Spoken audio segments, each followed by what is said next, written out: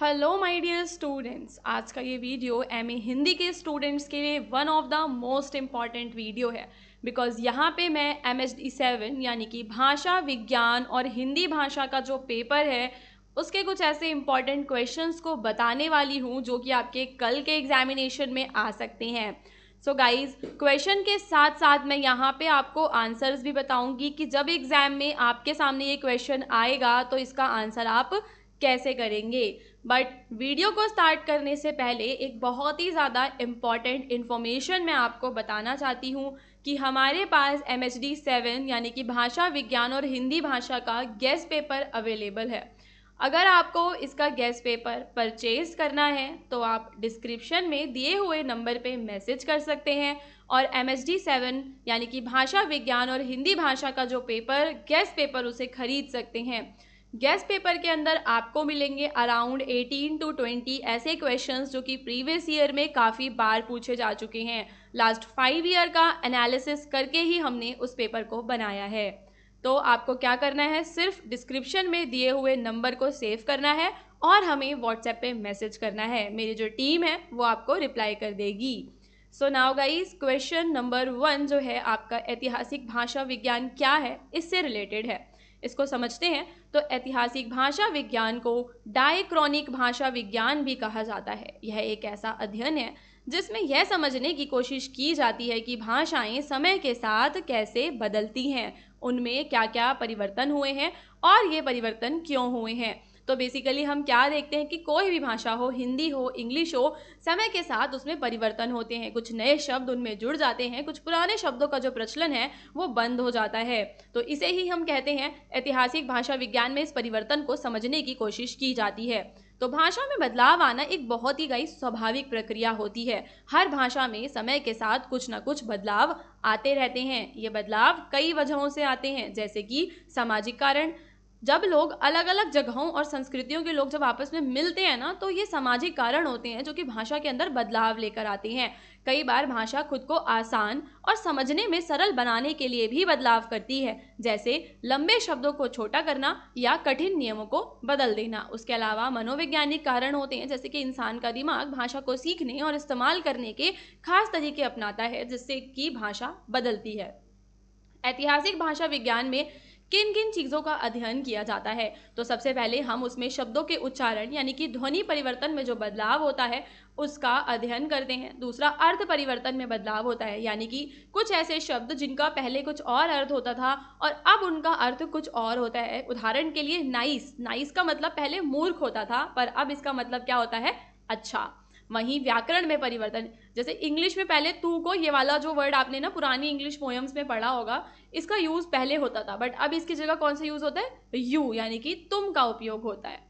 शब्दावली में परिवर्तन आता है, जैसे कि नए शब्द जब आ जाते हैं तो पुराने शब्द हट जाते हैं। ईमेल और इंटरनेट जैसे जो शब्द हैं आज हम देखते हैं कि हिंदी भाषा में भी जुड़ चुके हैं। तो ऐतिहासिक भाषा विज्ञान क्यों ज़रूरी है, इसे समझते हैं। तो यह हमें यह समझने में मदद करता है कि भाषा कैसे बदलती है और क्यों। इससे हम किसी भाषा का इतिहास और विकास जान सकते हैं।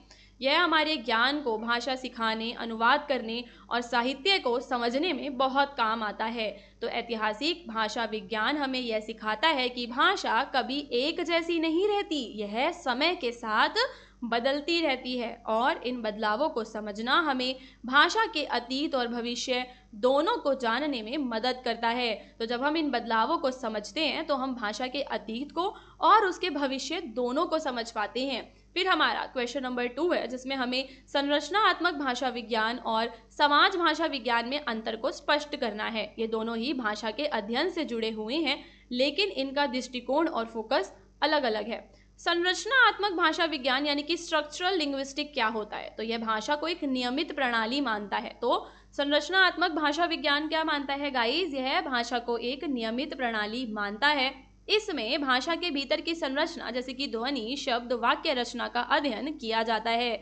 यह सामाजिक या सांस्कृतिक बातों पर ध्यान नहीं देता, बल्कि केवल यह देखता है कि भाषा कैसे काम करती है। इसका उद्देश्य होता है यह समझना कि एक भाषा अपने आप में कैसी है और उसके नियम क्या हैं।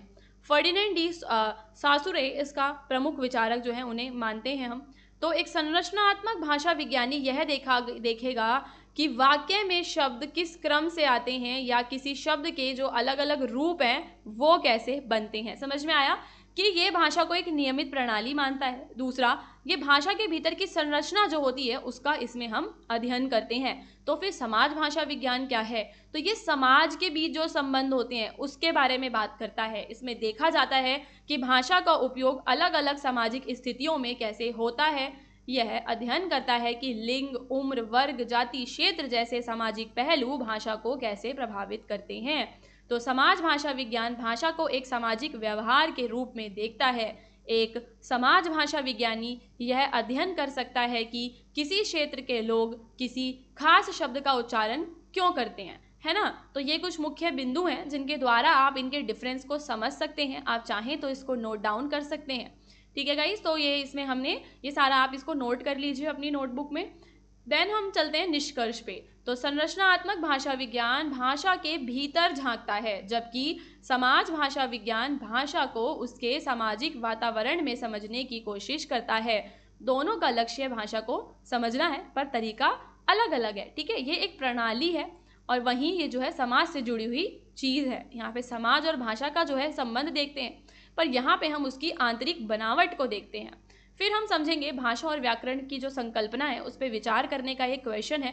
तो भाषा और व्याकरण एक दूसरे से गहराई से जुड़े हुए हैं। भाषा विचारों को व्यक्त करने का माध्यम है, जबकि व्याकरण भाषा के प्रयोग के नियमों का संग्रह और अध्ययन होता है। भाषा वाक्यों से बनती है, वाक्य शब्दों से और शब्द ध्वनियों से मिलकर बनते हैं। भाषा एक व्यवस्थित प्रणाली है जिसका प्रयोग हम विचारों को प्रकट करने के लिए करते हैं। ठीक है, तो क्या है? भाषा एक व्यवस्थित प्रणाली है। वहीं जो व्याकरण है, व्याकरण एक शास्त्र है जिसमें यह बताया जाता है कि शब्दों और वाक्यों का शुद्ध प्रयोग हम कैसे कर सकते हैं। ठीक है, व्याकरण के नियम मुख्यतः लिखित भाषा के लिए बनाए जाते हैं क्योंकि उसमें अधिक स्पष्टता और नियमबद्धता होती है। तो देखो, भाषा तो दो तरीके की होती है। भाषा हमारी मौखिक भी होती है और लिखित भी होती है। लेकिन जब हम व्याकरण की बात करते हैं तो व्याकरण का जो प्रयोग है वो केवल हम लिखित भाषा में करते हैं, है ना, क्योंकि वहाँ पे हमें अधिक स्पष्टता चाहिए होती है और नियमबद्धता चाहिए होती है। कामता प्रसाद गुरु के अनुसार जिस शास्त्र में शब्दों के शुद्ध रूप और प्रयोग के नियमों का निरूपण होता है उसे हम व्याकरण कहते हैं। तो अभी हम देखेंगे कि भाषा और व्याकरण का संबंध क्या है। तो भाषा के बिना व्याकरण संभव नहीं। व्याकरण भाषा पर आधारित होता है, जैसे विज्ञान प्रकृति पर आधारित होता है। व्याकरण यह बताता है कि कोई भाषा किस तरह नियमों के अनुसार कार्य करती है। यह भाषा के सभी स्तरों ध्वनि, शब्द, वाक्य पर शुद्धता और स्पष्टता सुनिश्चित करता है। व्याकरण के ज्ञान से हम भाषा का सही प्रयोग सीखते हैं। इससे हमें यह जानने में मदद मिलती है कि कोई वाक्य या शब्द शुद्ध है या फिर अशुद्ध है। ठीक है, तो व्याकरण हेल्प करता है हमें शुद्ध और अशुद्ध वाक्य को समझने के लिए। उदाहरण के लिए, लड़के ने रोटी खाई, ये एक शुद्ध वाक्य है। वहीं जब मैं कहूँ लड़के ने रोटी खाया तो अशुद्ध है, बिकॉज रोटी जो है वो स्त्रीलिंग है और इसलिए क्रिया भी स्त्रीलिंग में होनी चाहिए। एंड गाइज, व्याकरण कैसे बनता है? तो व्याकरण समाज में प्रचलित भाषा प्रयोग के आधार पर बनता है। व्याकरण स्वयं नियम नहीं गढ़ते, जो होते हैं व्याकरण को कहते हैं वो नियम नहीं गढ़ते, बल्कि वो समाज में प्रचलित और स्वीकृत रूपों का विश्लेषण और वर्गीकरण करते हैं। समय के साथ भाषा बदलती है और व्याकरण जो है उसमें परिवर्तन के अनुसार ढलता है। व्याकरण का उद्देश्य है भाषा के मानक रूप को समझना और सिखाना। भाषा के माध्यम से विचारों की स्पष्ट अभिव्यक्ति होती है। भाषा की अशुद्धियों को पहचान कर उन्हें सुधारने की समझ को प्रदान करा जाता है। तो भाषा विचारों की अभिव्यक्ति का माध्यम है और व्याकरण उस भाषा को नियमों में बांधकर सही, स्पष्ट और प्रभावशाली बनाने का कार्य करता है। इसलिए व्याकरण भाषा का क्या है गाइस? मार्गदर्शक है। तो आई होप कि आपको ये जो क्लास के तीनों क्वेश्चंस हैं वो काफ़ी अच्छे तरीके से समझ में आ गए होंगे। चैनल को सब्सक्राइब कर लो। बाकी जो आपके आगे के पेपर कोड्स हैं उन्हें कमेंट करके बताओ, ताकि मुझे पता चल सके कि एमए हिंदी के जो स्टूडेंट्स हैं उनके पास कौन कौन से पेपर कोड्स हैं और हम उनके इंपॉर्टेंट क्वेश्चंस के जो वीडियोज़ हैं वो आपके लिए लेकर आ सकें। एंड गाइस, डिस्क्रिप्शन में आपको मेरे व्हाट्सएप चैनल का लिंक मिलेगा, आप हमारे साथ वहाँ पर जुड़ सकते हैं, या फिर आप हमें व्हाट्सएप पे मैसेज करके अपने गेस्ट पेपर्स को परचेज कर सकते हैं।